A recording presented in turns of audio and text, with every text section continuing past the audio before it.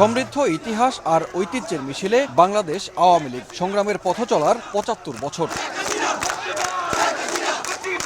মূল আয়োজন বিকেল ৩টায়, অথচ সকাল থেকেই যেন ঢল নেমেছে নেতাকর্মীর। উৎসবে উচ্ছ্বাসে সরগরম সোহরাওয়ার্দী উদ্যানের আশপাশ।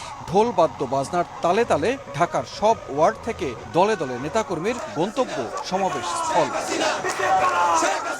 শুধু ঢাকা নয়, দেশের বিভিন্ন জেলা থেকেও আওয়ামী লীগের অঙ্গ ও সহযোগী সংগঠনের নেতাকর্মীরা ব্যানার পোস্টার নিয়ে ছুটে এসেছেন সোহরাওয়ার্দীতে। বিকেলে প্রধানমন্ত্রীর বক্তব্যে নতুন দিক নির্দেশনা থাকবে বলে প্রত্যাশা নেতাকর্মীদের। উন্নয়নের রূপকার হিসেবে শেখ হাসিনা কাজ করতেছে, আগামীতে আরো অনেক উন্নত হবে আমাদের দেশ। ৭৫তম প্রতিষ্ঠা বার্ষিকী, এটা আপনি বাংলাদেশের কোনো দলের দেখাতে পারবেন না যে এত দীর্ঘমেয়াদী প্রতিষ্ঠা বার্ষিকী হচ্ছে। পদ্মা সেতু থেকে শুরু করে আমাদের কক্সবাজার ট্রেন লাইন, যা অবিশ্বাস্য ছিল, সেগুলো আজকে স্বপ্নে বাস্তবায়ন হয়েছে। স্বল্পোন্নত দেশ থেকে উন্নয়নশীল বাংলাদেশ, যা কিছু অর্জন সবকিছু আওয়ামী লীগের হাত ধরে। কোনো কলঙ্ক যেন এই দলকে কলুষিত করতে না পারে, সেটা সবসময় আমাদের মহান স্রষ্টার কাছে প্রার্থনা। মুক্তিযুদ্ধের চেতনাকে লালন করে আজকে বাংলাদেশ উন্নয়ন অগ্রযাত্রা, এই আওয়ামী লীগ দীর্ঘদিন আন্দোলন সংগ্রাম করছে। বাংলাদেশের অভ্যুদয়ের সঙ্গে, ইতিহাসের সঙ্গে এবং স্বাধীন বাংলা জাতিরাষ্ট্র প্রতিষ্ঠার সঙ্গে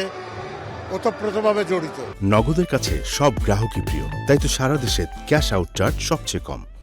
টানা চতুর্থবার ক্ষমতার আসনে আওয়ামী লীগ একের পর এক বড় প্রকল্প বাস্তবায়ন বিশ্ব দরবারে বাংলাদেশের এগিয়ে যাওয়ার গল্প জানান দিচ্ছে। প্রতিষ্ঠা বার্ষিকীর আয়োজনে যোগ দিয়েছেন বিদেশি অতিথিরাও। Bangladesh will achieve its subjected and also the vision 2041 and 2060.